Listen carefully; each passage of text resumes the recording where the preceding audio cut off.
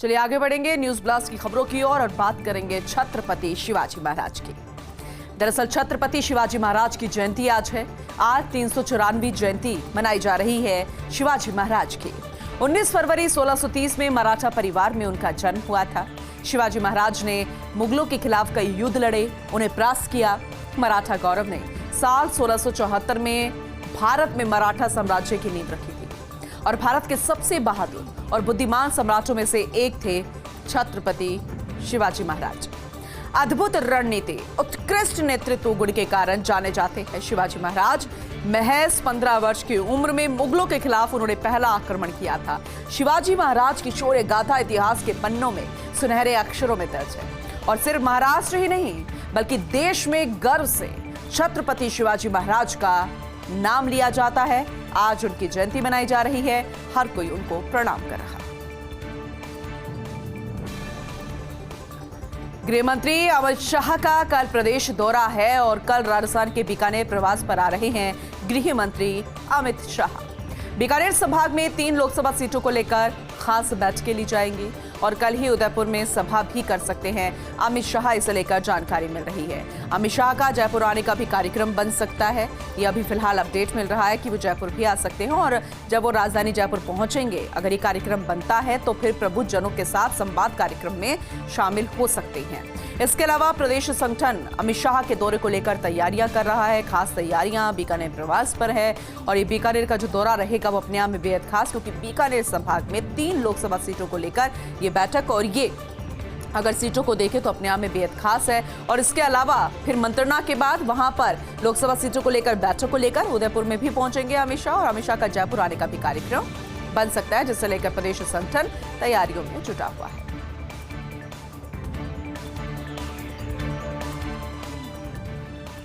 चलिए मौसम का जिक्र कर लेते हैं। मौसम की बात इसलिए क्योंकि मौसम का मिजाज पिछले कुछ दिनों से बदल रहा है और एक बार फिर से मौसम में बदलाव आएगा। दरअसल मौसम विभाग ने जानकारी दी है और आज प्रदेश में एक बार फिर से पश्चिमी विक्षोभ सक्रिय होगा। 21 फरवरी तक रहेगा पश्चिमी विक्षोभ का असर और प्रदेश के कई जिलों में आंधी के साथ बारिश हो सकती है।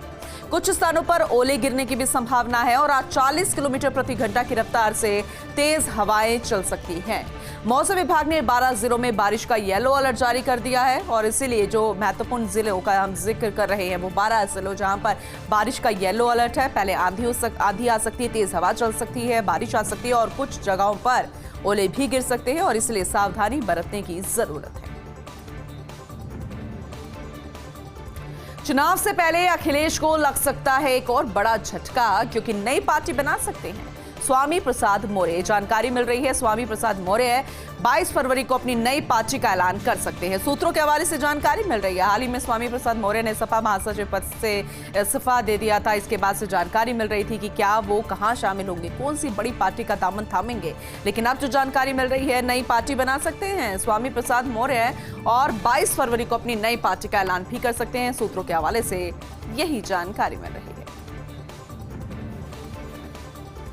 व्लादिमीर पुतिन की बढ़ती मुश्किलें। दरअसल अलेक्सी नवल्नी की मौत के बाद विरोध की एक नई लहर देखी जा रही है। नवल्नी की मौत के बाद रूस के कई शहरों में श्रद्धांजलि सभा रखी गई। रूस सरकार ने कार्यक्रमों में शामिल 500 से ज्यादा लोगों को गिरफ्तार भी किया है और सबसे ज्यादा 400 गिरफ्तारियां पुतिन के गढ़ सेंट पीटर्सबर्ग में हुई। नवल्नी की मौत के बाद दुनिया भर के कई देशों में आयोजित हो रही है श्रद्धांजलि सभाएं और ये जो सभाएं हो रही है उससे पुतिन की मुश्किलें बढ़ सकती है।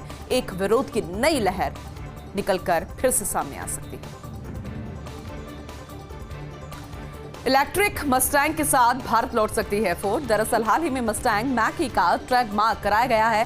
फोर्ड ने भारतीय बाजार में इलेक्ट्रिक कार सीधे आयात करके अब फोर्ड बेच सकेगी। ये जानकारी मिल रही है और इसका कितना फायदा उपभोक्ताओं को होगा ये देखने वाली बात होगी। लेकिन अगर जानकारी दें इसकी कीमत की, जो कि हर एक दर्शक जानना चाहेगा, दरअसल भारत में इसकी एक्स शोरूम कीमत 70 लाख रुपए के आसपास हो सकती है।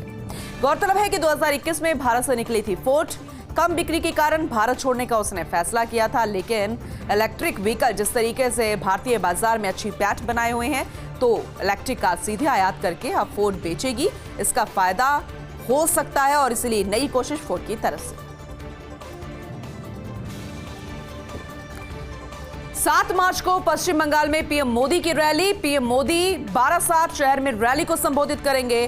बारासात शहर में रैली को संबोधित करेंगे प्रधानमंत्री नरेंद्र मोदी। और उत्तर 24 परगना जिले में बारासात है, यहां से महज 75 किलोमीटर की दूरी पर स्थित है संदेश खाली।